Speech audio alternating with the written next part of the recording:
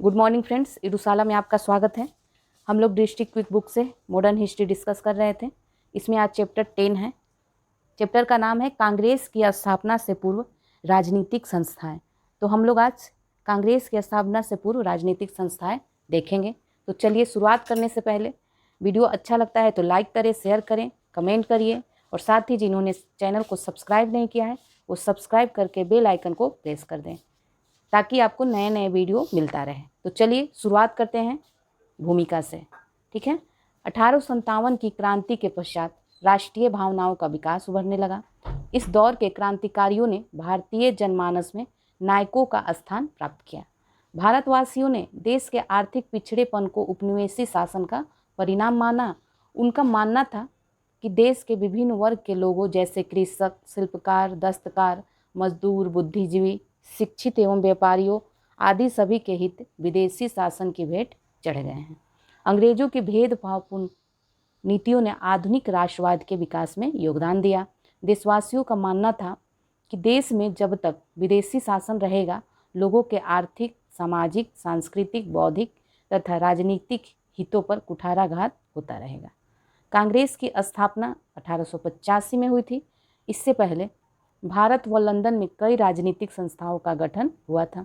बंगाल, बम्बई, मद्रास में इन राजनीतिक संस्थाओं ने पत्र पत्रिका, अखबार, जनसभाओं आदि माध्यमों से लोगों को अपने अधिकारों के लिए जागरूक किया। परिणामतः लोगों में राष्ट्रीयता की भावना जागृत हुई। सामान्य जनता अब आंदोलन में बढ़ चढ़कर हिस्सा लेने लगी। ठीक है। निश्चित ही भारतीय राष्ट्रीय आंदोलन के इस प्रारंभिक दौर में इन संस्थाओं ने राष्ट्रवादी विचारों के विकास में अपनी महत्वपूर्ण भूमिका निभाई।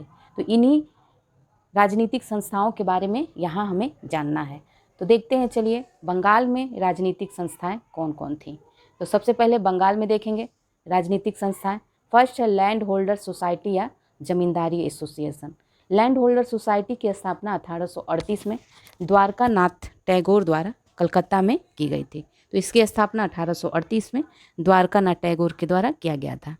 लैंड होल्डर सोसाइटी पहली राजनीतिक सभा थी जिसने संगठित राजनीतिक प्रयासों का शुभारंभ किया। इस संस्था ने जमींदारों के हितों की सुरक्षा तथा उनकी शिकायतों को दूर करने के लिए संवैधानिक उपचारों का प्रयोग किया। कलकत्ता के जमींदारों की यह सभा इंग्लैंड की ब्रिटिश इंडिया सोसाइटी को भी सहयोग करती थी, जिसकी स्थापना विलियम एडम्स द्वारा की गई थी। तो इसकी स्थापना विलियम एडम्स द्वारा की गई थी, किसकी? ब्रिटिश इंडिया सोसाइटी की। और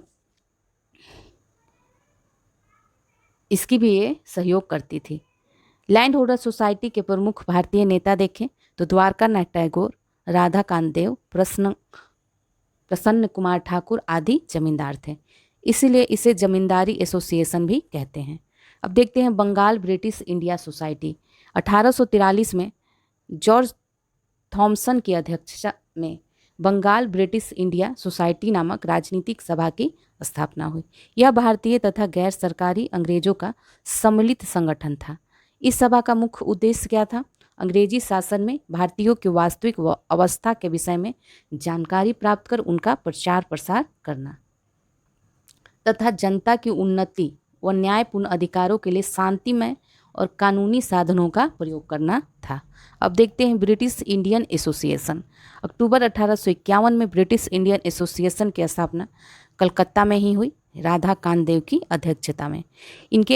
इसके जो अन्य प्रमुख सदस्य थे उनमें कौन कौन थे? देवेंद्रनाथ टैगोर, राम गोपाल घोष, प्यारी चंद मित्र, कृष्णदास पाल आदि थे। ये सभी थे।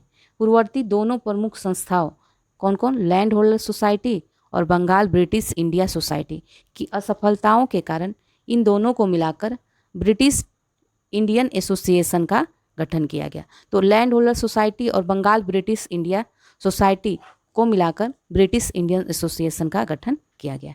यह संस्था भूमिपतियों के हितों के लिए मुख्य रूप से कार्यरत थी। इसी के प्रयासों से 1853 में चार्टर के नवीकरण के समय ब्रिटिश संसद को प्रार्थना पत्र भेजा गया था। इस प्रार्थना पत्र में एक लोकप्रिय विधानसभा, न्यायिक एवं दंडनायक कार्य पृथक किए जाने और अधिकारियों के वेतन कम किए जाने तथा नमक, आबकारी व स्टाम्प कर को समाप्त किए जाने आदि की मांग रखी गई थी। तो इस प्रार्थना पत्र में क्या क्या किया गया था? कि एक लोकप्रिय विधानसभा, न्यायिक एवं दंडनायक कार्य पृथक किए जाने, अधिकारियों के वेतन कम किए जाने, नमक, आबकारी व स्टाम्प कर को समाप्त किए जाने की मांग की गई थी। इसके परिणाम स्वरूप क्या हुआ? 1853 के चार्टर एक्ट में गवर्नर जनरल की कार्यकारिणी में 6 नए सदस्यों को कानून बनाने के लिए जोड़ लिया गया। इस संगठन ने नील विद्रोह की जांच हेतु आयोग बैठाने की मांग की थी।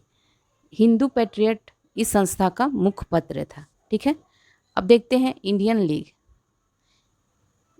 25 सितंबर 1875 को शिशिर कुमार घोष द्वारा इंडियन लीग की स्थापना की गई। कहाँ? तो यह कलकत्ता में की गई। इसके अस्थायी अध्यक्ष शंभू चंद्र मुखर्जी थे। इस संस्था का मुख्य उद्देश्य था लोगों में राष्ट्रवाद की भावना का विकास कर राजनीतिक शिक्षा को प्रोत्साहन देना था। नेक्स्ट है इंडियन एसोसिएशन, जिसे भारत संघ के नाम से भी जाना जाता है।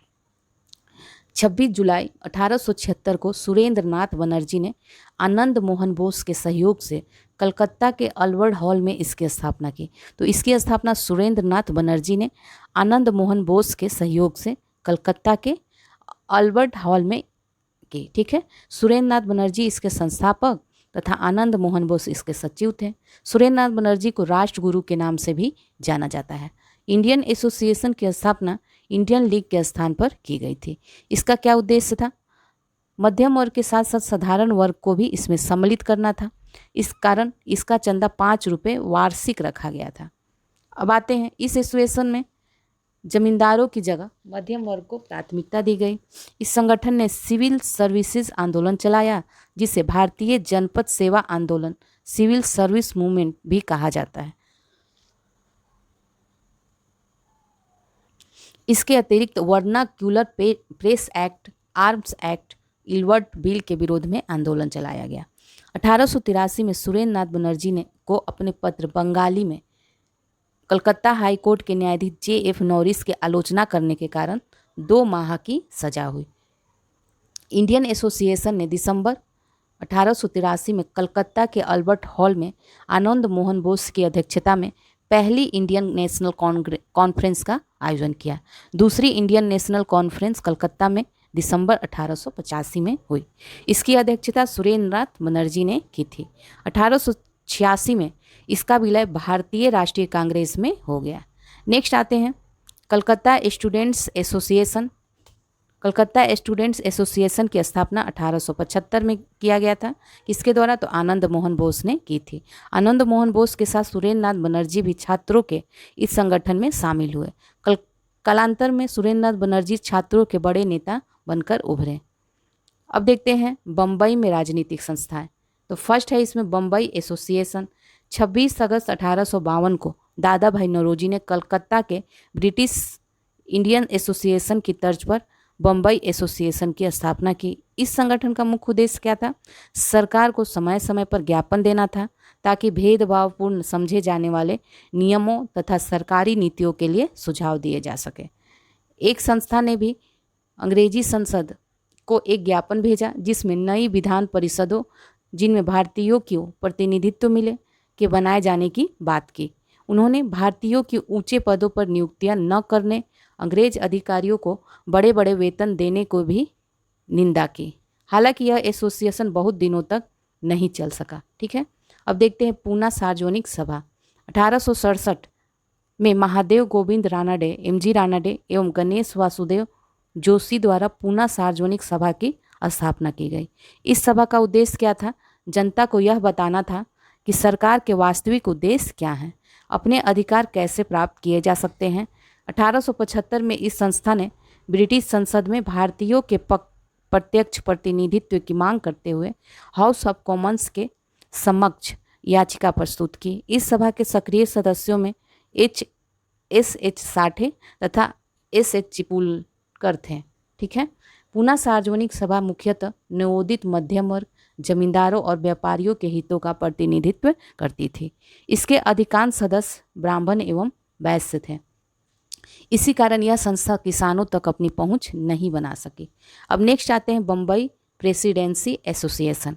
1885 में फिरोज शाह मेहता, बदरुद्दीन तैयब जी, KT तेलंग द्वारा बम्बई प्रेसिडेंसी एसोसिएशन की स्थापना की गई। 1885 में बम्बई में नागरिकों की एक सभा जमशेद जीजी भाई की अध्यक्षता में बुलाई गई। इसी सभा में इस संगठन के गठन की घोषणा की गई। इस संस्था का मुख्य उद्देश्य लोगों के मध्य राजनीतिक विचारों को फैलाना था। अब देखते हैं मद्रास में राजनीतिक संस्थाएं। तो फर्स्ट है इसमें मद्रास नेटिव एसोसिएशन। कलकत्ता के ब्रिटिश इंडियन एसोसिएशन की शाखा 1852 में मद्रास में स्थापित की गई। इसकी स्थापना गुजुल लक्ष्मी नरसू चट्टी ने की थी। इस संस्था ने अंग्रेजी संसद को 1853 के चार्टर से पूर्व एक ज्ञापन भेजा जो बम्बई तथा कलकत्ता एसोसिएशन के नमूने पर आधारित थी। अब देखते हैं मद्रास महाजन सभा। 1884 में एम वीरो राघवाचारी, जी सुब्रमण्यम अय्यर और पी आनंद चार्लू ने मद्रास महाजन सभा की स्थापना की। इसका उद्देश्य था स्थानीय संगठनों के कार्यों को समन्वित करना था।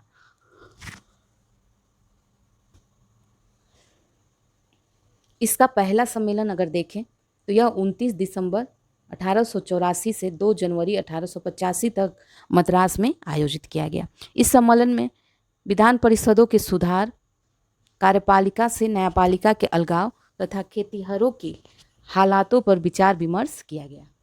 अब देखते हैं लंदन में राजनीतिक संस्थाएं। तो लंदन सबसे इसमें पहले है लंदन इंडिया सोसाइटी। 1865 में गठित इस संस्था की स्थापना दादा भाई नौरोजी के नेतृत्व में की गई थी। इसमें फिरोज शाह मेहता, बदरुद्दीन तैयब जी, डब्ल्यू.सी. बनर्जी एवं मनमोहन घोष आदि प्रमुख रूप से शामिल थे। इस संस्था का उद्देश्य देखें तो भारतीयों पर अंग्रेजों के गलत व्यवहार एवं नीतियों की शिकायत अंग्रेजी प्रेस के माध्यम से लोगों तक पहुंचाना था। ईस्ट इंडिया एसोसिएशन, ये भी 1866 में दादा भाई नौरोजी द्वारा ईस्ट इंडिया एसोसिएशन की स्थापना की गई। इसका उद्देश्य था ब्रिटिश जनता तथा संसद को भारतीय विषयों से अवगत कराना तथा भारतवासियों के पक्ष में इंग्लैंड में जन समर्थन तैयार करना। 1869 में बम्बई में इसकी शाखा खोली गई। कालांतर में भारत के विभिन्न भागों में इसकी शाखाएं खुल गई। कांग्रेस की स्थापना से पूर्व यह एक ऐसी संस्था थी जिसने युवा वर्ग को भारत में स्वाधीनता प्राप्त करने के लिए उत्साहित किया था। ठीक है, तो ये चैप्टर आपका कंप्लीट हो गया। अब इसका अभ्यास प्रश्न देख लेते हैं। सबसे फर्स्ट क्वेश्चन है, निम्नलिखित युग्मों पर विचार करना है। इनमें बताना है कि कौन सही सुमेलित है। ठीक है, तो इसमें जो सही सुमेलित है वो देख लेते हैं। तो इसका आंसर है बी। तो राधाकांत देव ने ब्रिटिश इंडियन एसोसिएशन के प्रथम अध्यक्ष थे, तो ये बिल्कुल सही है। और सुरेंद्र नाथ बनर्जी इंडियन एसोसिएशन के संस्थापक थे, तो इसका 1 और 3 सही है। नेक्स्ट आते हैं, निम्नलिखित में से किस एक सन 1875 में हाउस ऑफ कॉमन्स में एक याचिका प्रस्तुत करते हुए ब्रिटिश संसद में भारत के प्रत्यक्ष प्रतिनिधित्व की मांग की थी? तो ये किसने किया था? तो यह द पूना सार्वजनिक सभा ने किया था। भारत संघ, जिसे इंडियन एसोसिएशन भी कहते हैं, के संस्थापक कौन थे? तो यह सुरेंद्र नाथ बनर्जी थे। निम्नलिखित संस्थाओं पर विचार करना है और उसके सही कालक्रम में लगाना है। ठीक है, तो देखते हैं इसका सही कालक्रम क्या होगा। तो बंग भाषा प्रकाशिका सभा, ये सही कालक्रम है। सबसे पहले बंग भाषा प्रकाशिका सभा, फिर लैंड होल्डर सोसाइटी, और फिर बंगाल ब्रिटिश इंडिया सोसाइटी, और फिर इंडियन लीग। तो इसका ए आंसर हो जाएगा 1 2 3 4। नेक्स्ट है, निम्न में से कौन सुमेलित नहीं है? तो इसमें देखते हैं कौन सुमेलित नहीं है। तो ब्रिटिश इंडिया सोसाइटी की स्थापना कहाँ हुआ था? तो लंदन में हुआ था, तो ये तो सही है। फिर ईस्ट इंडिया एसोसिएशन कलकत्ता में इसकी स्थापना नहीं हुई थी, तो ये गलत है। ठीक है, नेशनल इंडियन एसोसिएशन लंदन में हुआ था और इंडियन एसोसिएशन बम्बई में, तो ये गलत है। तो इसमें आंसर हो जाएगा 2 और 4। ठीक है, यानी कि डी इसका आंसर हो जाएगा। इसमें बताना था कौन सुमेलित नहीं है। नेक्स्ट आते हैं, भारत में जिस राजनीतिक संगठन की स्थापना 1838 में हुई उसका नाम क्या था? तो उसका क्या नाम था? 1838 में जो हुआ था जमींदारी एसोसिएशन, इसकी स्थापना 1838 में हुई थी। नेक्स्ट है, संगठन और संस्थापक को मिलाना है। देखते हैं, लैंड होल्डर सोसाइटी, इसका क्या हो जाएगा? लैंड होल्डर सोसाइटी की स्थापना द्वारका नाथ टैगोर के द्वारा किया गया था। ब्रिटिश इंडिया सोसाइटी की स्थापना विलियम एडम्स के द्वारा, इंडियन सोसाइटी की स्थापना आनंद मोहन बोस के द्वारा और इंडियन एसोसिएशन की स्थापना सुरेंद्र नाथ बनर्जी के द्वारा किया गया था, एस एन बनर्जी के द्वारा। तो इसका आंसर क्या हो जाएगा, ए का 4 है, बी का 3 और सी का 2 और डी का 1, यानी कि ए हो जाएगा। ठीक है, नेक्स्ट पे आते हैं। निम्नलिखित में से कौन 1885 में स्थापित बम्बई प्रेसिडेंसी एसोसिएशन के संस्थापकों में से एक हैं? तो इसमें कौन हो जाएगा, फिरोज शाह मेहता। ठीक है, नेक्स्ट पे आते हैं। निम्न में से कौन सही नहीं है बताना है। तो एशियाटिक सोसाइटी ऑफ बंगाल 1784, ये तो सही है। एशियाटिक सोसाइटी ऑफ बॉम्बे 1804, ये भी सही है। Royal Asiatic society of great Britain, ये गलत है। ठीक है, तो इसका आंसर सी हो जाएगा। और land holder society of Bengal तो जानते हैं 1838 में, तो इसका आंसर क्या हो जाएगा, सी, जो गलत है। नेक्स्ट आते हैं 1866 में दादा भाई नौरोजी द्वारा लंदन में निम्नलिखित में कौन से संस्था की स्थापना की गई थी? तो यह कौन से था, द ईस्ट इंडिया एसोसिएशन की स्थापना की गई थी। तो ये चैप्टर आपका कंप्लीट होता है। अब चलिए नेक्स्ट वीडियो में मिलेंगे। ओके।